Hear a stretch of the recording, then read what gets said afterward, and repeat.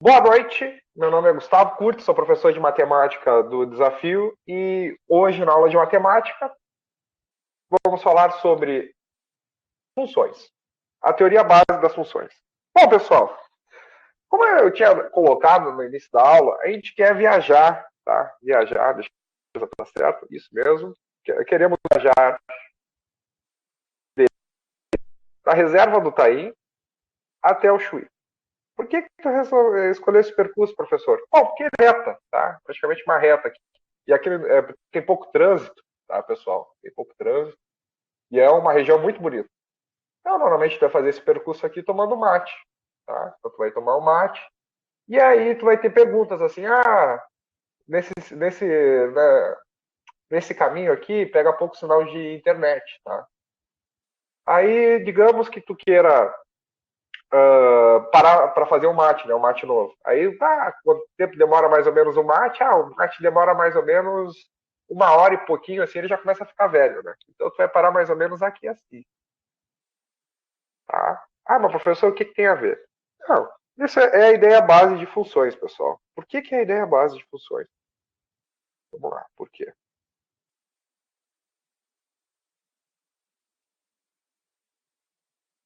Do lado para ficar mais claro. Função, função, ela tem uma ideia de proporcionalidade. Tá? Então, quando a gente viu a regra de 3 simples e composta, tem funções que tem aquele intuito ali de fazer a proporção. Tá? Esse trecho aqui, esse trecho de viagem aqui, a média dele, a velocidade média dele é 80 km por hora.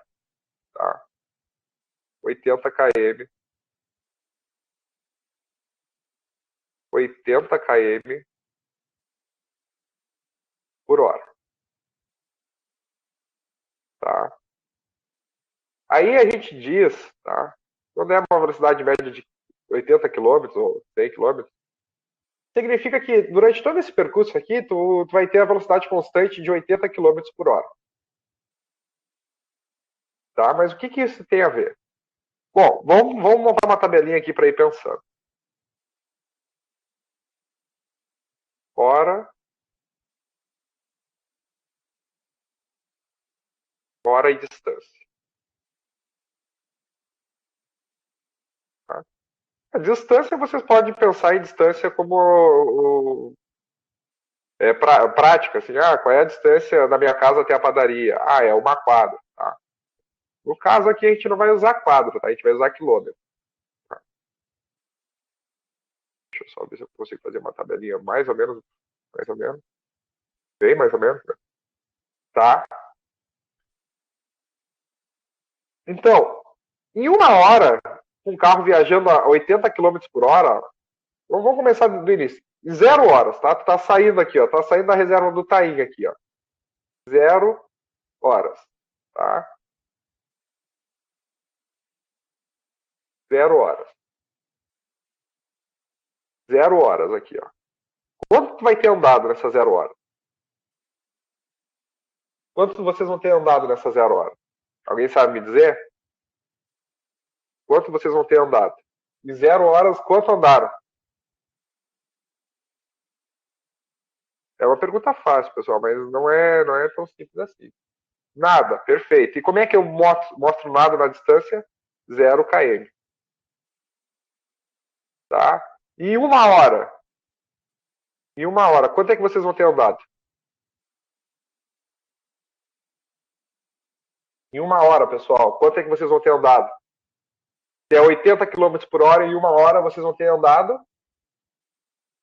Pense, né? É uma velocidade constante. 80 km por hora, vocês vão ter andado 80 km. Tá? Diretamente assim.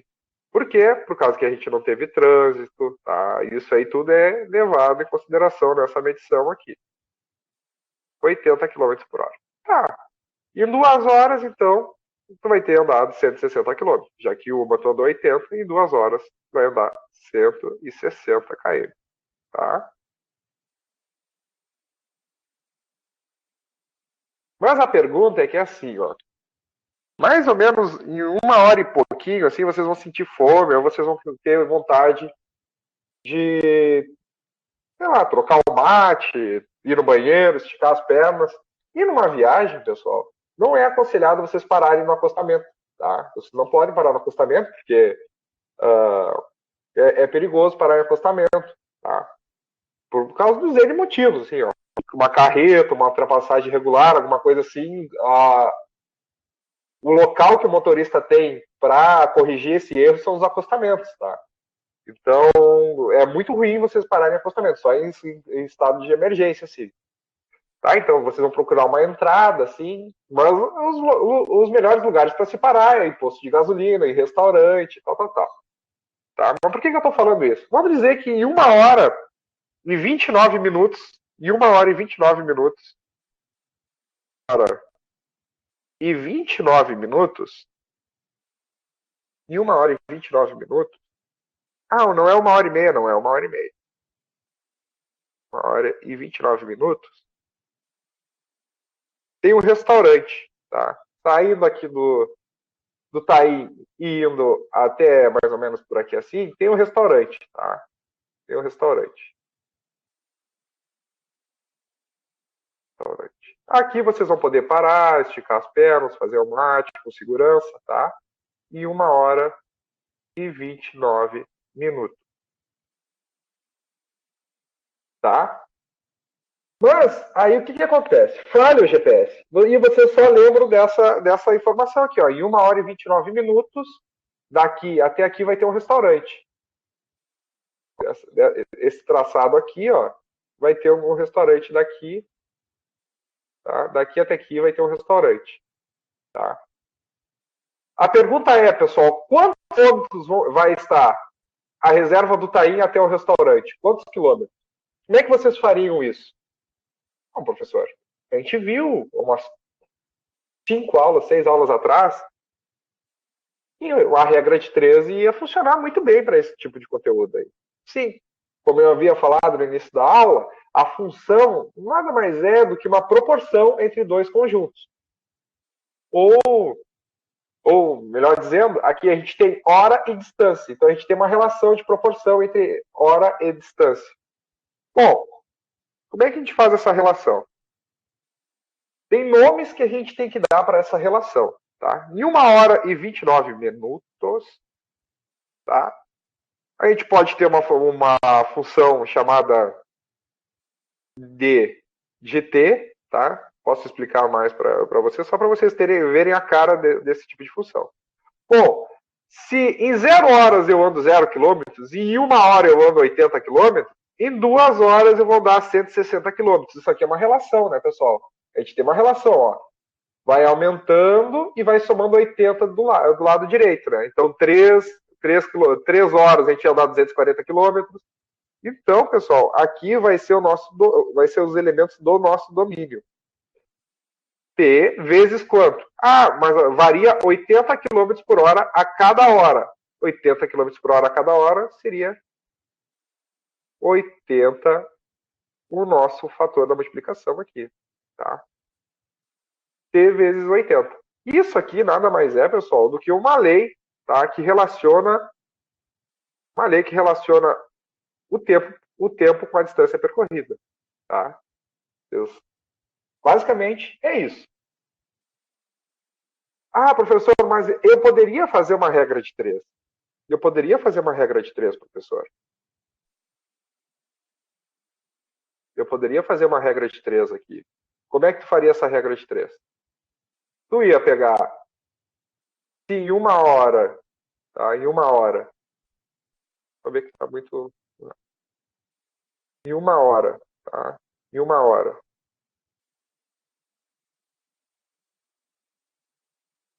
Eu ando 80 km.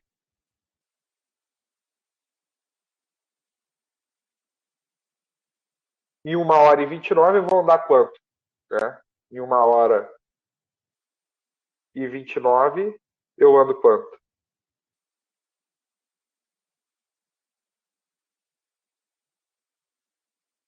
Bom, para resolver esse problema usando a regra de 3, transferia tudo para a mesma unidade para ficar mais simples, né? Aí tu ia fazer aqui, ó, vou fazer a solução aqui para vocês. a solução.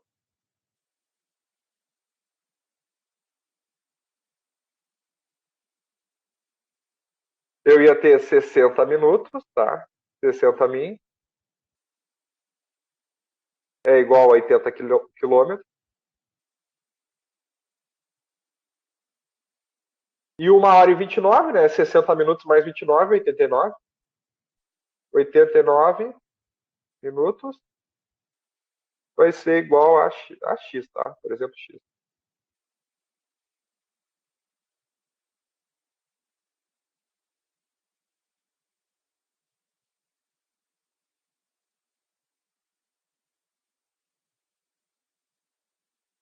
Tá? E aí, como é que eu faço? Eu faço X, tá? X é igual a 80 vezes, tá? Vezes 9 divididos por 60, divididos por 60, tá? 80 vezes 89 divididos por 60, tá? Beleza, é isso aqui que eu tenho que fazer. Aí é só multiplicar e vocês vão ter o resultado aqui, tá? Mas a ideia que eu quero falar para vocês hoje é isso aqui, ó. Toda vez que eu quiser saber a relação da hora com o quilômetro, tá? Que vocês quiserem fazer uma relação do GPS ali para ver se o GPS está certo, vocês iam ter que fazer uma regra de 3. Mas diretamente você já pode extrair uma regra, uma lei de formação, uma lei que relacione a hora com a distância, tá? Essa lei que relaciona hora com distância no nosso problema é uma função, tá? Às vezes as funções, as relações não vão estar tão claras, tá? Como a nossa imagem lá do início. A gente tem a relação lá das capivaras, com Fuca, com mate, as relações não vão estar tão claras, aí vai precisar de um estudo mais apurado. Mas aqui é bem simples, a gente tem uma distância, a gente sabe quanto é que o carro anda por hora, tá? E essa relação por hora e quanto tempo a gente tem para andar é uma relação que a gente pode transferir para uma função, tá? E isso, mais ou menos, é a definição de uma função. Aqui a gente tem o t, que vai ser elementos do nosso domínio. dt vai ser a nossa imagem. Tá? 80 é apenas uma constante. Aqui a gente tem uma função linear. Tudo isso a gente vai ver ao longo das nossas aulas. Tá? Vocês querem fazer isso aqui, tá? Não tem problema. Mas a ideia aqui, tá? É só resolver aqui. Deixa eu só ver. 80 dividido aqui, dá para dividir por 20, né? Vai dar 4 vezes 89 divididos por 3, tá? Aí dá 29. Aí fica isso aqui, tá, pessoal? Aí vocês têm que resolver essa parte aqui. Isso aqui vai dar o tempo, os quilômetros que vocês vão ter que percorrer, tá? É mais ou menos deixa eu ver aqui, dá cento e quantos? 120 e poucos quilômetros. 123 quilômetros, acho que é 123 quilômetros. Tá? Continuemos. Alguma dúvida? 118. Perfeito. Obrigado, Lisa. 118. 118, cara. 118, cara. Tá, 118, cara. Tá. Continuando, então. O que é uma função? O que é uma função? Função. Vou colocar a cor aqui para ficar mais bonito.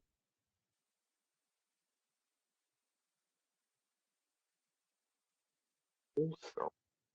Aí eu peço para vocês anotarem, que aí vocês vão ter a definição bem bonitinha aí no caderno de vocês. A função.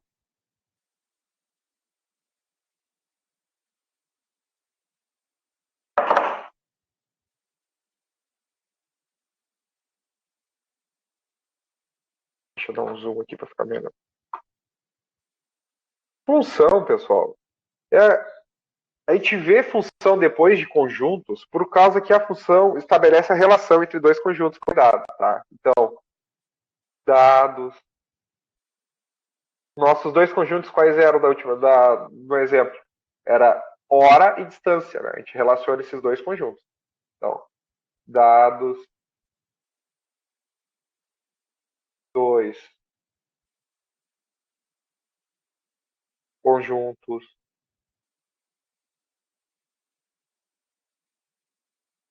dados dois conjuntos, tá? Geralmente, tá? A gente usa esses dois conjuntos como x e y, tá? Por que a gente usa isso? Porque nas notações dos livros tá x e y, mas pode ser qualquer um. No caso do nosso exemplo era dt, né? dt e, por exemplo, era a distância, né? No caso do nosso exemplo, era a distância. dt era a hora, o tempo que a gente precisa, tá? Ou melhor dizendo aqui, tá? É t e distância, para não ficar confuso a notação. T de tempo. Tempo e distância, x distância, tá? Y não vazios, lembrem lá do nosso conjunto não vazio, ele tem que ser contido no conjunto das partes, então não esqueçam de contar o conjunto não vazio se estiverem fazendo o exercício do conjunto das partes. Tá? Não vazio, o que é não vazio? É ter elementos. Tá? O vazio é não possuir nenhum elemento, não ter nenhum elemento, e o não vazio é ter qualquer elemento. Pode ser um, pode ser apenas um. Tem conjuntos muito importantes que tem apenas um elemento. Tá? Não vazio, uma função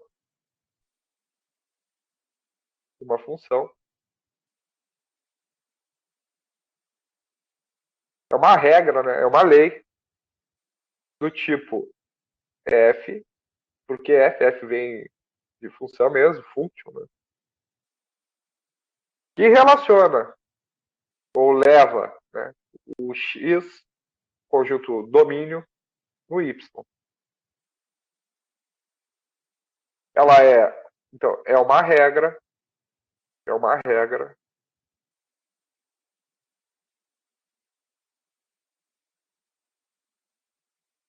ou lei. Então vocês podem ouvir falar sobre ela, regra ou lei, que diz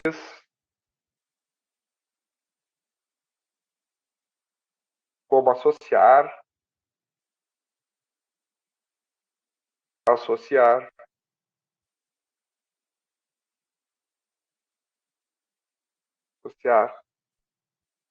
cada elemento, cada elemento, cada elemento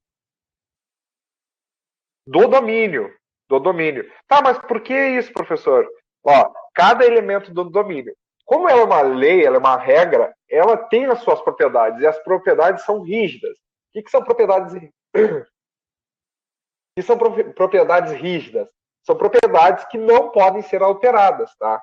Então, para ser função, cada elemento, e lembre lá da notação lá dos conjuntos, o elemento é a letra minúscula, tá? Então, cada elemento x vai pertencer ao domínio, tá? Xzinho vai pertencer ao domínio. Isso aqui é um elemento que pertence a um conjunto, como a gente tinha visto lá na aula passada. É um elemento só, é só uma notação, tá? E esse E aqui virado é o símbolo de pertence. Tá? Pertence a um único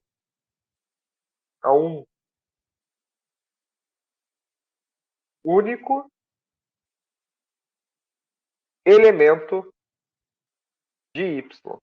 Tá? Um único elemento da imagem.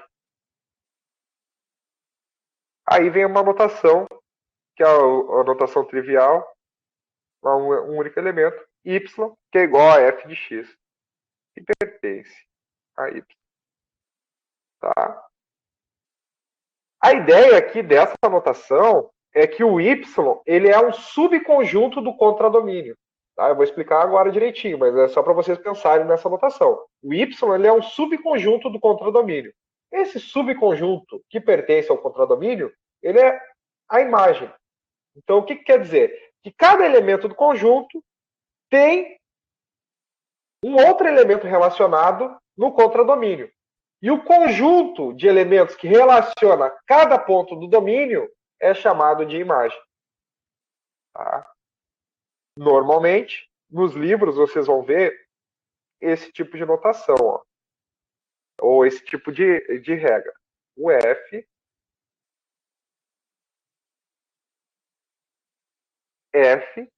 que vai do xão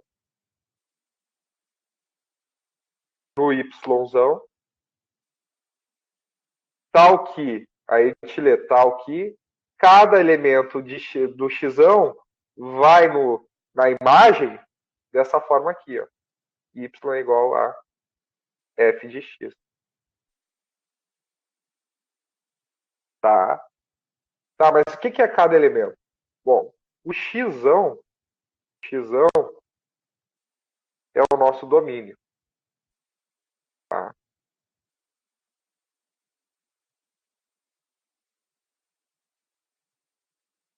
O yzão é o nosso contradomínio.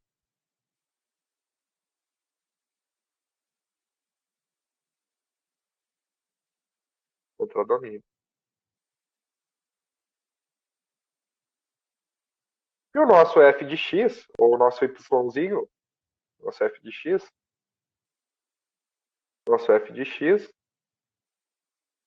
é o nosso conjunto imagem. Conjunto imagem.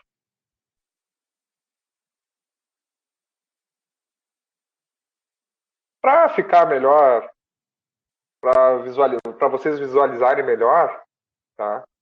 Basicamente é isso aqui, ó. A gente tem um conjunto, pelo diagrama de Venn aqui a gente pode mostrar, é o conjunto X, tá? Aí a gente vai ter conjunto Y,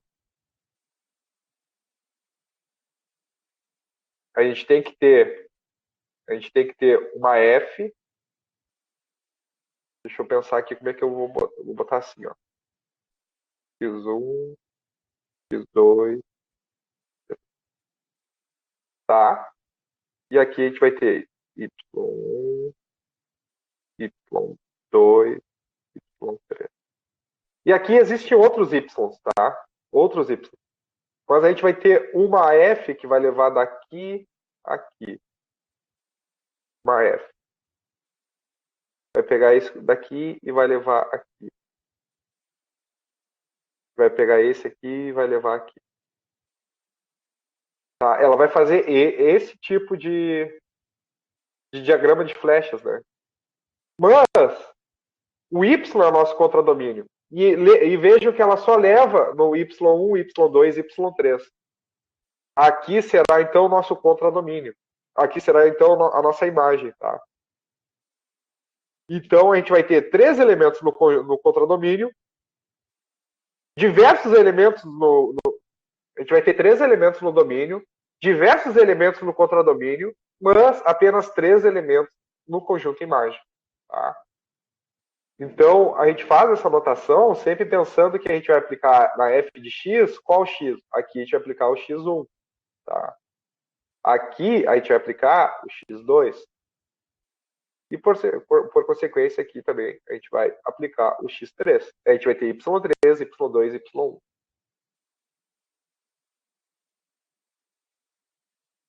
Feito, pessoal, até aqui? Isso?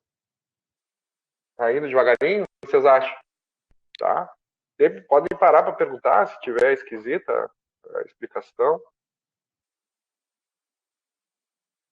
Tranquilo. Beleza.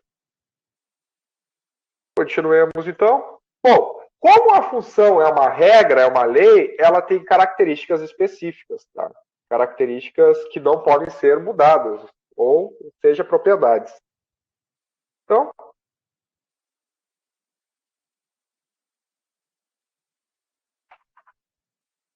a gente tem que pensar que a função, tá? Vamos pensar aqui primeiro. Aqui, ó. O que está escrito aqui? Dados dois conjuntos, x e y, não vazios, tá? Não vazio. Uma função f de x é uma regra, lei, que diz como associar, e aqui eu friso novamente, tá? Só para vocês, associar cada elemento, tá? Cada elemento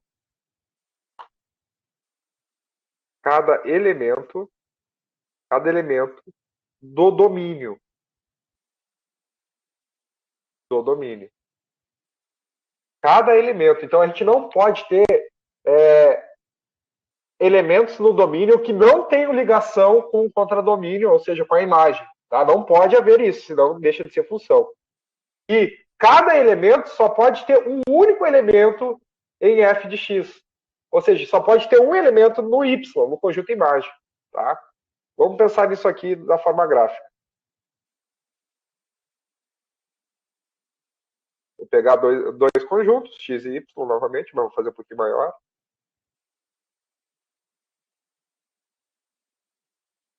Bom, agora ele não quis fazer. Deixa eu pegar de novo. E vou pegar o outro conjunto, y. Tá. O que acontece? Aqui é o nosso conjunto. Pegamos x. Aqui é o nosso y. A gente tem elementos aqui, tá? Elementos. y1, y2, y3, y4. Aqui a gente tem x1, x2, x3, x4, tá? O que é uma função? Então, ele tem que associar todos os elementos a um único elemento da imagem, tá? Então, a gente vai ter o x que vai no y1, a gente tem o x que vai no y2, a gente tem o x3 que vai ao y2, a gente tem o x4 que vai no y1, aqui, opa, vai no y1. Tá? Isso aqui é uma função, ou seja, todos os elementos do conjunto estão associados a um único elemento da imagem. Um único elemento. Eu tenho o x4 no y1, o y1 no x, o x1 no y1. O que eu não posso ter, pessoal, o que eu não posso ter é isso aqui, ó. O que eu não posso ter é o y1 está ligado ao mesmo elemento em y1. Tá? Isso aqui eu não posso ter. Isso aqui é um erro. Tá? Outra coisa que eu não posso ter, eu não posso deixar sobrar elementos no domínio. O domínio ele é todo utilizado. Tá? Então não pode sobrar elementos no domínio. Tá? Deixa de caracterizar uma função. Ah, mas professor, tu vai escrever isso? Eu já escrevi. Por isso que eu peço para vocês tomarem cuidado quando a gente estiver definindo nossos conteúdos com esses textos daqui que eu coloco. Ó. É uma lei que diz como associar cada elemento de x, cada elemento do domínio, a um único elemento em y. Tá? Então, pense, a unicidade, a exceção está cada elemento do meu domínio, deixa eu voltar aqui para vocês, cada elemento do meu domínio vai ter apenas uma imagem. Tá? O x3 tem apenas o y2, o x2 tem apenas o y2. Além disso, ele fala que todos os elementos têm que estar, todos os elementos do domínio, tá, tem que estar com alguma imagem. Então, aqui se caracteriza uma função.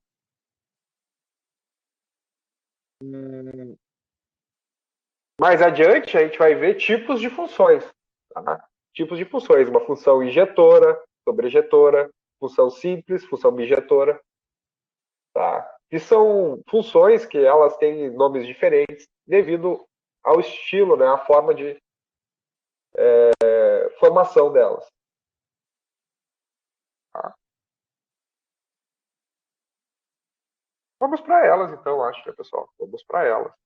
Vamos para elas. Então, tipos de funções.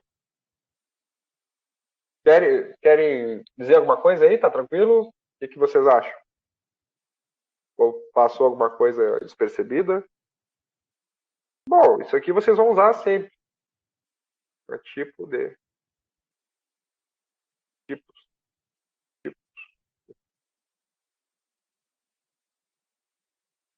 Tipos de funções. Vejo uma movimentação no chat. Oi. Tipos de funções.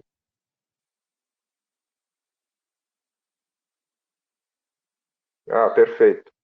O contradomínio pode sobrar Por quê? Perfeita pergunta. Perfeita, muito boa pergunta. Luísa, o contradomínio ele pode sobrar porque ele é um conjunto gigantesco. Tá? Ele é um conjunto gigantesco. O que não pode sobrar é no conjunto imagem. Tá? O que não pode sobrar é no conjunto imagem. Deixa eu pensar aqui. Deixa eu pensar. Ah, perfeito. Não sei se vai ficar muito para frente para vocês, tá? Não sei, mas eu vou fazer assim, ó. Tem uma função que vai, uma função que vai dos inteiros nos reais, tá? Uma função que vai do inteiro nos reais, tá?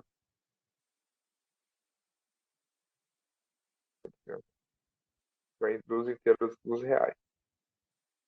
Essa função é, por exemplo, 2x, tá? 2x. Onde o x, tá? Onde o x vai ser aplicado. Peraí que tá muito feio, peraí que tá muito feio. Vou ver se fica melhor explicado para vocês. O x vai em 2x. 2x. Vai ser igual ao nosso f de x. Então a gente tem uma função, tá? Que tem dois conjuntos. O conjunto dos inteiros, tá? E o conjunto dos reais.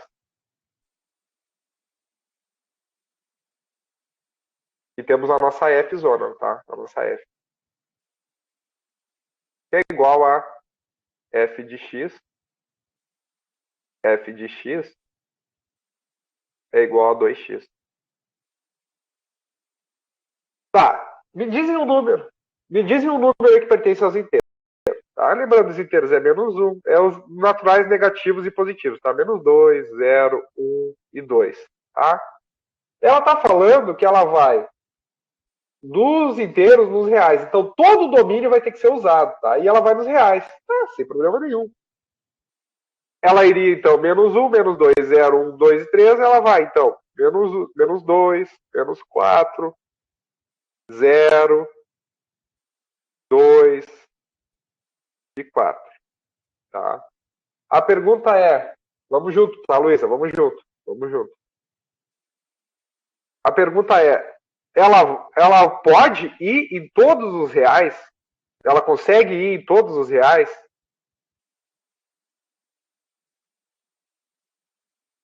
Ah, peraí, que eu fiz uma coisa errada.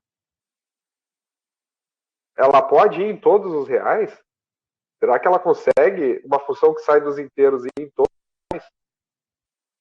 Não sei se vai ficar avançado. Acho que tomara que não fique avançado esse exemplo para vocês. Mas é só uma ligação, tá? Tem conjunto dos reais. Qual é os reais, professor? 0, 1, 1,33, 1,34, 1,35, π, tá? O que acontece? Vai ter números que pertencem ao contradomínio que não vão pertencer ao conjunto imagem. Conjunto imagem é todos os números ímpares, né? 6, 8, todos os números pares. 6, 8, 10, 12, 14, 0, menos 4, menos 2. Tudo isso é uma função que vai dos inteiros aos reais. Porém, pessoal, vai ter elementos aqui dentro dos reais que ele não vai conseguir chegar. Por exemplo, um elemento, uma exceção, é o π, tá? O π, que é 3,14. Tá? 3,14, ele nunca vai chegar aqui, porque não existe, dentro do conjunto dos inteiros, um número que é um número irracional. Tá? Então, tu não vai conseguir multiplicar. Ah, professor, era só multiplicar o x aqui. Se o x for igual a 1,07, pelo que tu escreveu aí, dá. Perfeito, tá? Perfeito. Mesmo que seja uma aproximação brusca aqui, dá. Porém, esse x ele não pertence, não pertence a z. Então, esse teu tipo de aproximação aqui vai estar errado, porque a gente sempre tem que verificar qual é o nosso conjunto domínio. Tá? Então, por isso, Luísa, a gente não precisa pegar todos os elementos da imagem, tá? Porque a gente já consegue descrever essa imagem. Outra coisa também, Luísa, é que a gente teria que especificar, se a gente estivesse trabalhando na imagem aqui, todas as características dos elementos da imagem. E o que isso quer dizer? Que eu ia ter que especificar todos os elementos que são dessa forma aqui, f de x igual a 2x. Tá? Isso aqui, às vezes, é muito difícil. Então, tu falar que a imagem é todos os irracionais, é simples porque tu tem, para denotar os irracionais, tu tem o i. Tá? Tu tem o i, que é os irracionais. Mas, às vezes, é muito difícil a gente fazer esse tipo de escolha. Então, normalmente, a gente pega um conjunto bem grandão, que é o contradomínio, e a gente pega uma lei de formação.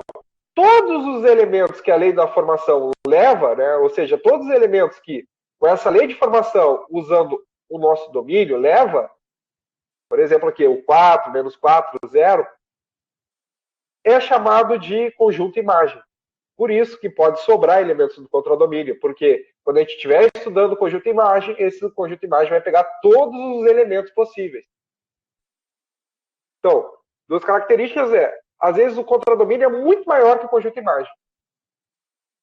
E, às vezes, é muito difícil a gente caracterizar o conjunto imagem. Então, a gente usa a lei de formação. Tá? Então, perfeito.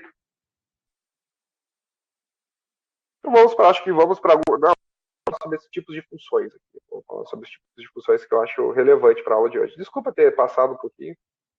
Pessoal, não vai se repetir esse erro de iniciar a aula atrasado, tá? Não esqueça de colocar o nome ali nas notas de aula, nas notas compartilhadas. Tá? Porque não sei, o sistema deu algum erro aqui para mim. O sistema mesmo, é o webconf, por causa que antes eu usava o webconf normal com a webcam, e agora atualizou o webconf e eu não consegui conectar com a webcam. Tá? Então agora a gente vai ver tipos de funções. E aí os exercícios, pessoal, não sei se vocês estão acompanhando os exercícios lá na pasta, lá, porque tem o drive do desafio. Tipos de exercícios. Tipos de exercícios, nada, olha só, começa a viajar. Tipos de funções. Aí tem os exercícios lá, tá? Se vocês quiserem tirar dúvida comigo dos exercícios, por favor, eu marco até uma aula antes. Se vocês quiserem fazer alguns exercícios, mas eu acho que eu faço bastante até, mas se quiserem. Tá? Tipos de funções. Então a gente tem a função sobrejetora. Sobrejetora. Sobrejetora é o quê? Todos os elementos do contradomínio pertencem ao conjunto imagem. Então eu vou colocar aqui. Todos os elementos. Lembrando que essa aula fica gravada, tá, pessoal? Tá lá no YouTube. Do domínio, do contradomínio,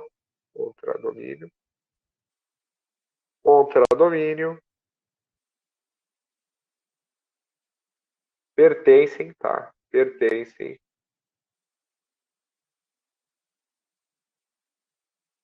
ao conjunto imagem. O que é isso, professor? O que é isso? Só escreve aí e não fala. Conjunto imagem, tá? Esse aqui é o conjunto imagem, IN, tá? O que é isso, pessoal? Então, a gente vai ter lá dois conjuntinhos. Tá?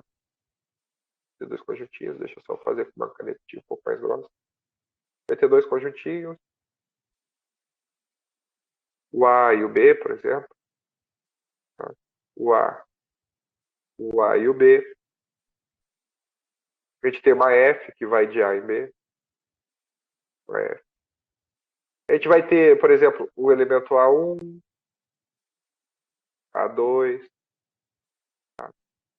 Assim sucessivamente. Então tem B1 aqui, B2, tá? B1, B2. E o que acontece? A1 vai em um elemento do B1 e o A2 vai em um único elemento do B2, do B. Tá? Para vocês pensarem, tá? Uma função que tem essa característica, uma função que vai dos inteiros nos inteiros, tá? E o x vai para a forma y é igual a x. Tá? O que significa isso? Que ela vai pegar todos os elementos do A e vai levar em todos os elementos do B. Como eu estou fazendo um conjunto e no outro conjunto, elemento a elemento, ele indo no mesmo, ele indo nele mesmo, então o nosso Z aqui, nosso Zzinho, nosso Z, o ZAL, Z é igual a nossa imagem, tá? Que é igual ao nosso contradomínio.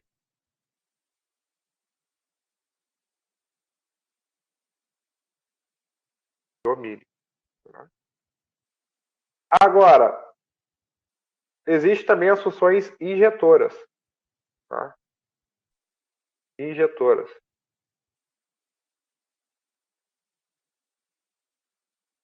A função injetora é que todos os elementos do domínio possuem somente um elemento na imagem. Tá? Então, todos os elementos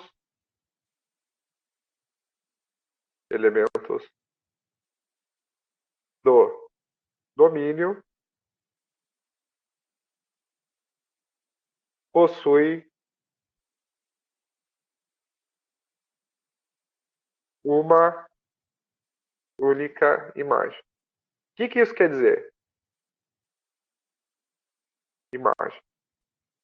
O que isso quer dizer? Isso quer dizer que a gente tem dois conjuntos, A e o B. Opa, por que aí não vai? Né? O A e o B, A e B. E aí eu vou ter vários elementos aqui, ó. E aqui eu vou ter outros elementos. Aí o que acontece? Ele vai ir daqui a aqui. Esse aqui vai daqui a aqui. Esse outro elemento, tá? Não importa. Não importa qual é a lei de formação dela. Por causa que a gente só está especificando como é que é feita a formação dessa lei, então não importa como ela é ainda. Tá? Isso aqui é uma função injetora. Então, todos os elementos do domínio têm um único elemento no contradomínio. Tá? O que acontece? Qual é a diferença aqui? Qual é a diferença? É que aqui pode sobrar elementos. Tá? Então, pode sobrar. Tem elementos aqui que não vão ser ligados. Já a função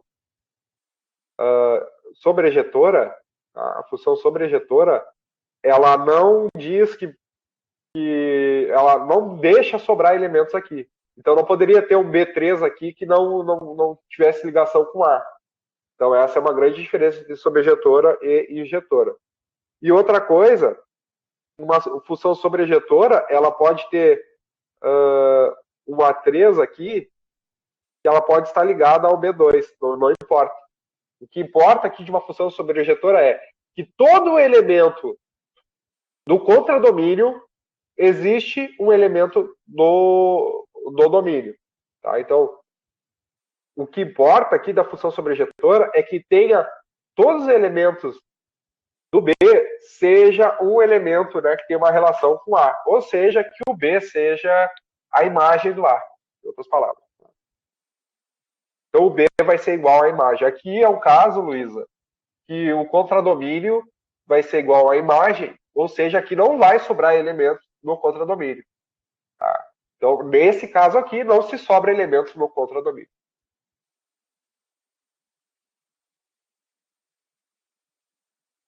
E agora, a bijetora, a função bijetora. Tá? Eu vou encerrar a aula hoje aqui, tem exercícios, e começo na aula que vem com o exercício. Tá? Talvez até grave mais uma aula ali para pegar aquele tempo que ficou faltando. E a função bijetora, ela é injetora e sobrejetora. Sobrejetora.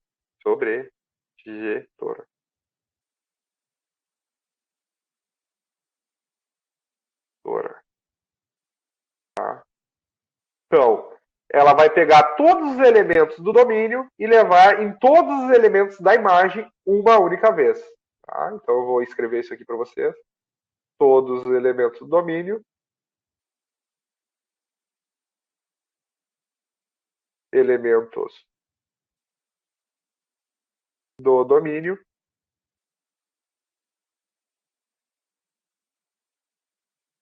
São levados na imagem uma única vez.